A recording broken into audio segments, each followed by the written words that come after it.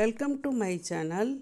இன்றைக்கி நம்ம 8 panel cut long ஃப்ராக்கில் பாடி பார்ட்டில் பேக்கில் ஓப்பன் கட் பண்ணி ஸ்டிச் பண்ணுறதை இந்த வீடியோவில் பார்ப்போம்.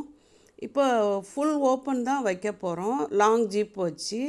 அதுக்கு பாடியோட பின்பக்கத்தை கரெக்டாக டபுளாக ஃபோல்ட் பண்ணி சென்டரில் ஓப்பன் கீறி விட்டுக்கிடணும், கழுத்துக்கு கீழே அடியில். இப்போ துணி வச்சு ஸ்டிச் பண்ணுறோம். நம்ம வெளிப்பக்கம் வச்சு உள்ளே திருப்பி விட்டு ஒரு ப்ரெஸ் தையல் போட்டு மடித்து தைக்கிறோம். இதை துணி கொடுக்காமையும் நம்ம ஸ்டிச் பண்ணலாம். அப்படி ஸ்டிச் பண்ணோம்னா அந்த பிசுறு உள்ளே பிரிஞ்சுக்கிட்டே நிற்கும். துணி இது நல்ல துணியாகவும் இல்லை. நம்ம அவங்களுக்கு தைச்சி கொடுத்து ஒரு 2 தடவை போட்டோன்னே ஜிப்பும் துணியும் ஒன்றா உட்காராது, துணி நூல் நூலாக வந்துடும். அதுக்காக தான் ஒரு துணி கொடுத்து தைக்கிறோம். இல்லைன்னா நம்ம ஒரு அந்த இடத்த ஓவர்லாக் கூட போட்டுக்கிடலாம். அதை விட துணி கொடுத்து தைச்சா கொஞ்சம் பின்னாடி பார்க்குறதுக்கு கொஞ்சம் ஃபினிஷிங் நீட்டாக இருக்கும். இப்போ இந்த டிசைன்லாம் மேல் நோக்கி வர்ற மாதிரி தைச்சிருக்கணும். கொஞ்சம் திரும்பிடுச்சு ஒரு இடம் மட்டும், அதை சரிப்படுத்தணும். 2 பக்கமும் இதே மாதிரி நான் தைச்சிட்டேன்.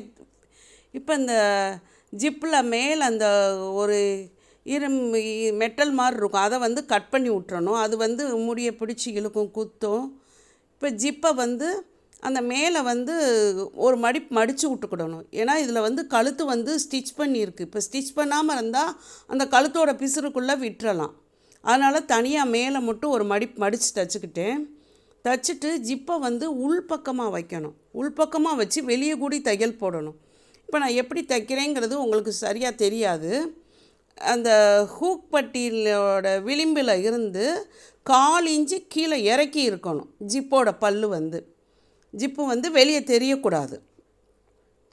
போடுற தையல் அந்த மேலே கூடி அந்த ஏற்கனவே ஸ்டிச் பண்ணோம் பார்த்திங்களா, அதனோட 2வது தையலில் போடணும்.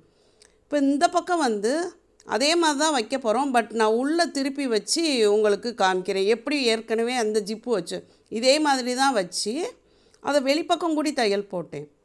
ஆனால் இப்போ அதே மாதிரியே தான் வச்சுட்டு உள்ளே கூடி தையல் போடுறேன். உங்களுக்கு ஜிப்பு எந்த அளவு தூரம் தள்ளி வைக்கணுங்கிறத நீங்கள் இந்த பக்கம் தைக்கும்போது தெளிவாக பார்க்கலாம். அந்த ஹூக் பட்டியிலேருந்து 1/4 இன்ச்சு அந்த ஜிப்போட பல்லு இறங்கி இருக்கணும். நம்ம போடுற ஸ்டிச் அந்த ஹூக் பட்டி தைச்சோம் பார்த்திங்களா, அதில் 2வது தையல் தைச்ச இடத்துல விழுகணும்.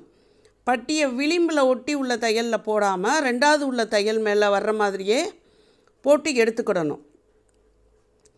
இப்படி 2 பக்கமும் ஈக்குவலாக தைச்சா நம்ம ஓப்பனை க்ளோஸ் பண்ணோன்னே ஜிப்பு கம்ப்ளீட்டாக வெளியே தெரியாது. நான் அதை இப்போ வீடியோ எடுத்தது அது சூட் ஆகலை. இப்போ இதில் ஒரு பக்கத்தை மட்டும் பிரிக்கிறேன். இப்போ கடைசியாக தைச்சோம் பார்த்திங்களா, அதை பிரிச்சுட்டு அந்த ஒன் சைடை மட்டும் வேறு மாதிரி வைக்கிறேன். அதாவது ஜிப்பில் உள்ள பல்லு இருக்கும் பார்த்திங்களா, அந்த பல்லு வெளியே தெரிகிற மாதிரி வைக்கிறேன். பல்லு மட்டும் வெளியே தெரியணும். மற்ற ஜிப்போட அந்த துணி மாதிரி இருக்கிற பீஸு வெளியே தெரியக்கூடாது. லைட்டாக வேணால் தெரியலாம். இது 2 பக்கமும் இப்படி வைக்கக்கூடாது. ஒருத்தங்க 2 பக்கமும் இப்படி வைப்பாங்க.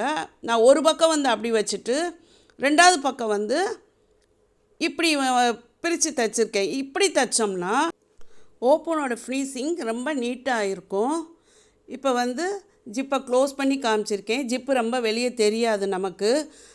2 பக்கமும் ஈக்குவலாக அந்த 2வது தைச்ச மாதிரி தைச்சோம்னா ஜிப்பு வெளியே தெரியும். இப்படி தைச்சோம்னா ஒவ்வொரு பக்கமும் ஒவ்வொரு மாதிரி ஜிப்பை வச்சு தைச்சோம்னா நமக்கு வெளியே ஃபினிஷிங் கொஞ்சம் நீட்டாக இருக்கும். இது கொஞ்சம் பழைய ஏற்கனவே ஸ்டிச் பண்ண துணினால் இந்த இடத்துல கொஞ்சம் சுருக்கு வந்திருக்கு. ஒரு இதில் கொஞ்சம் உள்ளே தள்ளி இருக்குது. இப்போ 2வது தைச்சதில் ஜிப்பு வெளியே வந்திருக்கு. இது ரொம்ப பார்க்க நீட்டாக அழகாக இருக்கும். இதில் ஸ்லீவ் ஸ்டிச் பண்ணுறத நெக்ஸ்ட் பார்ட்டில் பார்ப்போம். Thanks for all. Please subscribe my channel.